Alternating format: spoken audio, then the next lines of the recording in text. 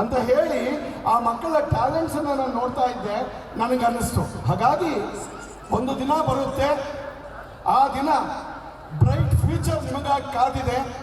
ಸ್ವಾಮಿ ವಿವೇಕಾನಂದ ಹೇಳ್ತಾರೆ, ಯಾರು ಮಕ್ಕಳಲ್ಲಿ ಹುದುಗಿರುವ ಅಥವಾ ರಹಸ್ಯವಾಗಿ ಇರುವ ಆ ಟ್ಯಾಲೆಂಟ್ಸನ್ನು ಅಥವಾ ಡಿವೈನ್ ಕಾನ್ಷಿಯಸ್ ಅನ್ನ ಹೊರಗೆ ಎಳಿತಾನೆ, ಅವನು ನಿಜವಾದ ಶಿಕ್ಷಕ. So that process is education. That motivated, that inspiration is education. That motivated, that inspirer is a teacher. Teacher ಅಂದರೆ A+B ಓದಿಸ್ಬೇಕಂತಕ್ಕಂಥದ್ದು ಮಾತ್ರ ಅಲ್ಲ, ಅಥವಾ ಈ ಕಲಿಸೋದಲ್ಲ. ಒಂದು ಸೈನ್ಸು, ಒಂದು ಸೋಷಿಯಲ್ಲು, ಒಂದು ಫಿಸಿಕ್ಸ್, ಒಂದು ಮ್ಯಾಥ್ಸ್ ಮಾಡೋದಕ್ಕೆ ಕೇವಲ ಟೀಚರೇ ಬೇಕಾಗಿಲ್ಲ, ಓದ್ಕೊಂಡಿರ್ತಕ್ಕಂಥವ್ರು ಯಾರಾದರೂ ಮಾಡ್ತಾರೆ. ಬಟ್ ಆ ಮಗುವಿನ ಸೈಕಾಲಜಿ, ಆ ಮಗುವಿನ ಬ್ಯಾಕ್ಗ್ರೌಂಡ್, ಆ ಮಗುವಿನಿಗೆ ಧೈರ್ಯ, ಆ ಮಗುವಿಗೆ ಕಾನ್ಫಿಡೆಂಟ್, ಆತ್ಮವಿಶ್ವಾಸ, ಸೆಲ್ಫ್ ಕಾನ್ಫಿಡೆನ್ಸ್ ಅನ್ನು ತುಂಬಿ you can achieve, you can, ನೀನು ಮಾಡ್ತೀಯ, ಇದು ಸಾಧಿಸ್ತೀಯ, ಫಸ್ಟ್ ರ್ಯಾಂಕ್ ಬರ್ತೀಯ, ಫಸ್ಟ್ ಕ್ಲಾಸ್ ಬರ್ತೀಯ, ನೀನು ಡಾಕ್ಟರ್ ಆಗ್ತೀಯ, ನೀನು ಇಂಜಿನಿಯರ್ ಆಗ್ತೀಯ, ನೀನು ದೊಡ್ಡ ಆಫೀಸರ್ ಆಗ್ತೀಯ, ನೀನು ಸೈಂಟಿಸ್ಟ್ ಆಗ್ತೀಯ, ನೀನು ಪ್ರೊಫೆಸರ್ ಆಗ್ತೀಯ ಅಂತ ಹೇಳಿ ಮೋಟಿವೇಟ್ ಮಾಡಿ ಇನ್ಸ್ಪೈರ್ ಮಾಡ್ತಾನಲ್ಲ, is a good teacher, is a good teacher. So ಅಂಥ ಟೀಚರ್ಸು ಇವತ್ತು ಇಲ್ಲಿ ನಾನು ಕಾಣ್ತಾ ಇದ್ದೀನಿ. ಯಾಕೆ ಅಂತಂದರೆ ಈ ಕೊರತೆಗಳ ಮಧ್ಯೆ, ಸವಾಲುಗಳ ಮಧ್ಯೆ ಬಡವರ ಮಕ್ಕಳಿಗೆ ಬದುಕನ್ನು ಕಟ್ಟಿಕೊಡ್ಬೇಕು ಅಂತ ಯಾರು ಕಷ್ಟಪಡ್ತಾರೆ ಅವರಿಗೆ ಅಂತಹ ಒಳ್ಳೆಯ ದಿನಗಳು ಬರ್ತವೆ. ಹಾಗಾಗಿ ಇವತ್ತಿನ ದಿನ ಈ ಒಂದು ವಿದ್ಯಾವನದ 9ನೇ ವಾರ್ಷಿಕೋತ್ಸವವನ್ನು ಅತ್ಯಂತ ಸುಂದರವಾಗಿ ಏರ್ಪಡಿಸಿದ್ದಾರೆ. ಮತ್ತು ಗ್ರೂಪ್ ವರ್ಕ್ ನಡೀತಾ ಇದೆ, ಇಲ್ಲಿ ಟೀಮ್ ವರ್ಕ್ ನಡೀತಾ ಇದೆ. ಗ್ರೂಪಿಸಮ್ ವರ್ಕ್ ಅಲ್ಲ, ಟೀಮ್ ವರ್ಕ್. ಅಂದರೆ ಇಲ್ಲಿರ್ತಕ್ಕಂಥ ಎಲ್ಲ ವರ್ಕರ್ಸು, ಎಲ್ಲ ಟೀಚರ್ಸು, ಸೆಕ್ರೆಟರಿ ಮತ್ತು ಅಧ್ಯಕ್ಷರು ಎಲ್ಲರೊಂದಿಗೆ ಸೇರಿಕೊಂಡು ನಾವು ನಮ್ಮ ಕಡೆಯಿಂದ ಒಂದು ಒಳ್ಳೆಯ ಕಾಂಟ್ರಿಬ್ಯೂಷನ್ನ ಪೇರೆಂಟ್ಸ್ಗೆ ಮತ್ತು ಸೊಸೈಟಿಗೆ ಕೊಡಬೇಕು ಅಂತ ಆಗ್ತಾ ಇದೆ. ಮಕ್ಕಳೇ, ನಿಮಗಾಗಿ ನಾನು ಒಂದು ಹೇಳ್ತೀನಿ, ನಿಮಗಾಗಿ ನಾನೊಂದು ಹೇಳ್ತೀನಿ. Bright future awaiting for you. ನಮ್ಮ ಅಪ್ಪ ಅಮ್ಮ ಸಾಹುಕಾರರಲ್ಲ, ನಮ್ಮ ಅಪ್ಪ ಅಮ್ಮನಿಗೆ ದೊಡ್ಡ ದೊಡ್ಡ ಬಂಗಲೆಗಳಿಲ್ಲ, ನಮ್ಮ ಅಪ್ಪ ಅಮ್ಮ ದೊಡ್ಡ ದೊಡ್ಡ ವಿದ್ಯಾವಂತರಲ್ಲ ಅಂತ ಕೊರಗಬೇಡಿ ಮಕ್ಕಳೇ. ಇವತ್ತಿನ ಕಾನ್ಸ್ಟಿಟ್ಯೂಷನ್ ಅಲ್ಲಿ, ಇವತ್ತಿನ ಸಿಸ್ಟಮ್ ವ್ಯವಸ್ಥೆಯಲ್ಲಿ ನೀನು ಓದ್ತೀನಿ ಅಂತಂದ್ರೆ ಎಲ್ಲಿ ಬೇಕಾದರೂ, ಯಾವಾಗ ಬೇಕಾದರೂ, ಯಾವ ರೀತಿ ಬೇಕಾದರೂ, ಯಾವ ಓದಬೇಕಾದ್ರೂ ಓದ್ಬೋದು. ಸೊ ನಿಮಗೆ ಒಂದು ದಿನ ಬರ್ತದೆ, ಆ ದಿನ ನೀವು ಏರೋಪ್ಲೇನ್ಗಳಲ್ಲಿ ಹಾರಾಡ್ತೀರಿ, ಯಾವ ದೇಶಕ್ಕೆ ಬೇಕಾದರೂ ಹೋಗ್ತೀರಿ. ಒಂಚೂರು ನಾಲೆಡ್ಜ್ ತಗೊಂಡು ಕಾಲು ಮಡಿಸಿ ಕೂತ್ಕೊಂಡು, ಈಗ PU ನಲ್ಲಿರ್ತಕ್ಕಂಥವ್ರು, ಡಿಗ್ರಿನಲ್ಲಿರ್ತಕ್ಕಂಥವ್ರು 2-3 ವರ್ಷ ಕಾಲು ಮಡಿಸಿ ಕೂತ್ಕೊಂಡು ಸ್ಯಾಕ್ರಿಫೈಸ್ ಮಾಡಿ.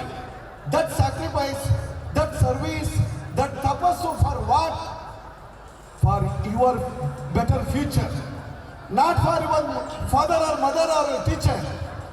ನಿಮ್ಮ ಟೀಚರ್ಸ್ಗಾಗಲ್ಲ, ನಿಮ್ಮ ಅಪ್ಪ ಅಮ್ಮನಿಗಾಗಲ್ಲ.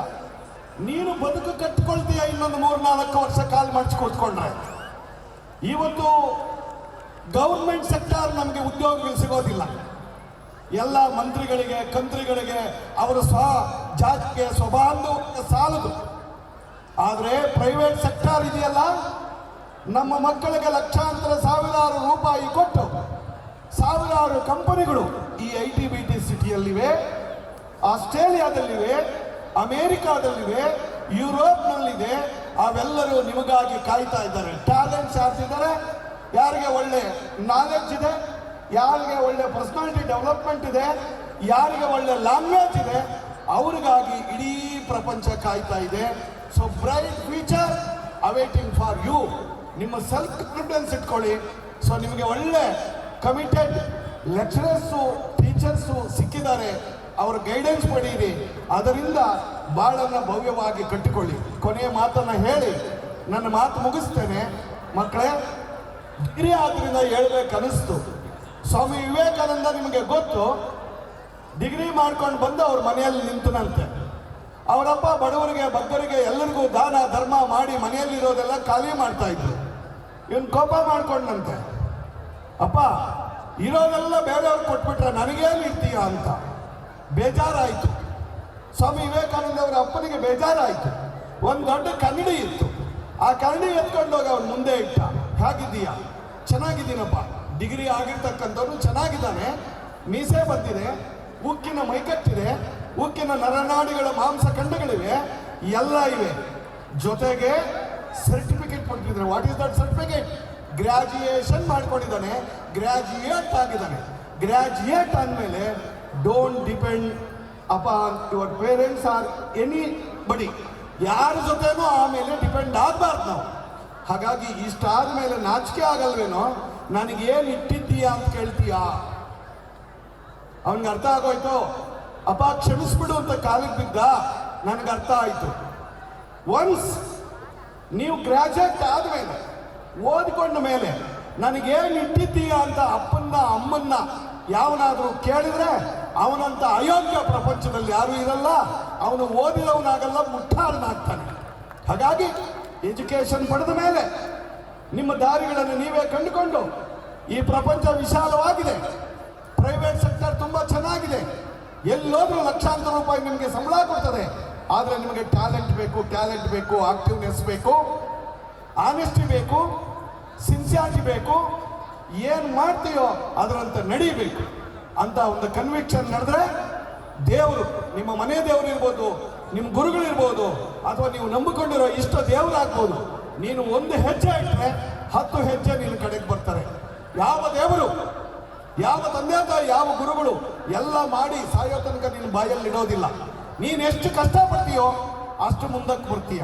ಅದಕ್ಕೇನೆ ನೀನು ಒಂದು ಹೆಜ್ಜೆ, ನಾನು ಚೆನ್ನಾಗಾಗಬೇಕು ಅಂತ ಮುಂದಕ್ಕೆ ಬಾ, ಒಂದು ಹೆಜ್ಜೆ ಇಡು, ಪ್ರಯತ್ನ ಮಾಡು, ನಿನ್ನ ಕಡೆಗೆ ನಾನು 10 ಹೆಜ್ಜೆ ಬರ್ತೀನಿ ಅಂತಾರಂತೆ ದೇವರು.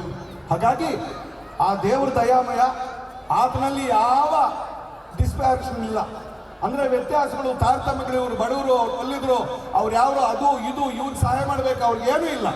ಭಗವಂತ ದಯಾಮಯನಾಗಿದ್ದಾನೆ, ಕರುಣಾಮಯನಾಗಿದ್ದಾನೆ. ಹಾಗಾದರೆ ನಮಗೆ ಪವರ್ ಒಂದು ಸಿಕ್ಕಿದೆ. ಆ ಶಕ್ತಿ ಯಾವುದೆಂದರೆ ಎಜುಕೇಷನ್, ಎಜುಕೇಷನ್, ಎಜುಕೇಷನ್. ಆ ಎಜುಕೇಷನ್ ಅನ್ನು ಪಡ್ಕೊಂಡು ಅದನ್ನೇ ಈಗ ಎಲ್ಲ ಕಡೆ ಶಿಕ್ಷಣವೇ ಶಕ್ತಿ ಅಂತಾರೆ. ಎಸ್, ಇಟ್ ಈಸ್ ಟ್ರೂ, ಅದು ಸತ್ಯ. ಅಪ್ಪ ಅಮ್ಮನ ಮೇಲೆ ಡಿಪೆಂಡ್ ಆದರೆ ನಿಮ್ಮನ್ನು ಗ್ರಾಜುಯೇಟ್ ಮಾಡಿಸ್ತಾ ನಿಮ್ಮ ಅಪ್ಪ ಅಮ್ಮನ ಕಾಲಿಗೆ ನಮಸ್ಕಾರ ಮಾಡಿ, ಅಮ್ಮ ಅಪ್ಪ ನೀವು ವೃದ್ಧರಾದ ಮೇಲೆ ನಾನು ಎದೆ ಮೇಲೆ ಹಾಕ್ಕೊಂಡು ನಿಮ್ಮನ್ನು ಸಾಕ್ತೀನಿ, ನನ್ನ ಬದುಕು ನಾನು ಕಟ್ಕೊಳ್ತೀನಿ, ನ್ಯಾಯ ಮಾರ್ಗದಲ್ಲಿ ಬದುಕ್ತೀನಿ, ಸತ್ಯ ಮಾರ್ಗದಲ್ಲಿ ಬದುಕ್ತೀನಿ. ನನಗೆ ವಿದ್ಯೆ ಕೊಟ್ಟಂತಹ ಗುರುಗಳಿಗೆ, ನನಗೆ ಈ ಸ್ಥಿತಿಗೆ ತಂದಂಥ ಅಪ್ಪ ಅಮ್ಮನಿಗೆ ನಾನು ನಮಸ್ಕಾರ ಮಾಡಿ ಈ ದೇಶವನ್ನು ಕಟ್ಕೊಳ್ತೀನಿ, ಭವಿಷ್ಯವನ್ನು ಕಟ್ಕೊಳ್ತೀನಿ ಅಂತಕ್ಕಂಥ ಮಟ್ಟಕ್ಕೆ ನೀವು ಬೆಳೆದಾಗ ಈ ಸಂಸ್ಥೆಯ ಬೈರಾರೆಡ್ಡಿಯವರು ಇರ್ಬೋದು, ನಿಮ್ಮ ಪ್ರೀತಿಯ, ನನಗೆ ಅವ್ರ ಬಗ್ಗೆ ಎಷ್ಟು ಹೇಳಿದ್ರು ಸಾಲ.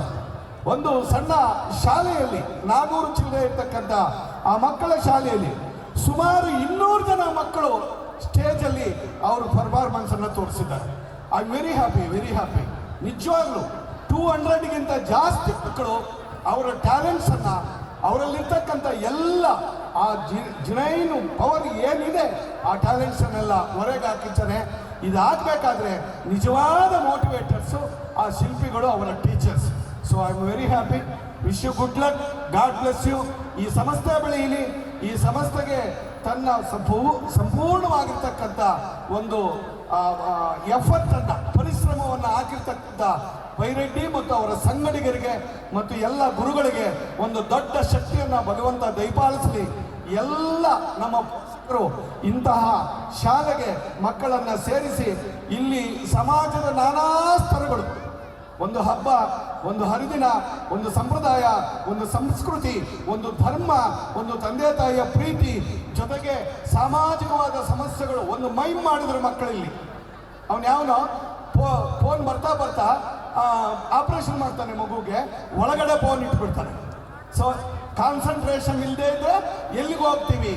ಅಥವಾ what is my contribution to the society ಅಂತ ಯೋಚನೆ ಮಾಡ್ತಾ ಇದ್ರೆ ಅವನು ಎಜುಕೇಟೆಡ್ ಆಗೋದಿಲ್ಲ. ಹಾಗಾಗಿ ಈ ಜೀವನದ ಎಲ್ಲ ರೀತಿಯ ಒಂದು ಎಜುಕೇಷನ್ ನೀವು ಗಮನ ಕೊಟ್ಟಿದ್ದೀರಿ, ತುಂಬ ಖುಷಿ ಆಯಿತು ಅಂತ ಹೇಳ್ತಾ ನನ್ನನ್ನು ಕರೆಸಿ ನಾನು ಮಾತಾಡಿದ್ದಕ್ಕೆ, ಹಿರಿಯರು ನನ್ನ ಮಾತುಗಳನ್ನು ಆಲಿಸಿದ್ದಕ್ಕೆ, ಇಲ್ಲಿ ಮಕ್ಕಳಿಗೆ ನಾನು ತುಂಬ ಹೃದಯದ ಹಾರ್ದಿಕವಾದ ಅಭಿನಂದನೆಗಳನ್ನು ಹೇಳಿ ಮತ್ತೊಮ್ಮೆ ಈ ಕಮಿಟೆಡ್ ಟೀಚರ್ಸ್ಗೆ ನನ್ನ ಪ್ರೀತಿಯ ಹಾರೈಕೆಗಳನ್ನು ಹೇಳಿ ನನ್ನ ಮಾತು ಮುಗಿಸ್ತೇನೆ. ನಿಮ್ಮೆಲ್ಲರಿಗೂ ನಮಸ್ಕಾರ.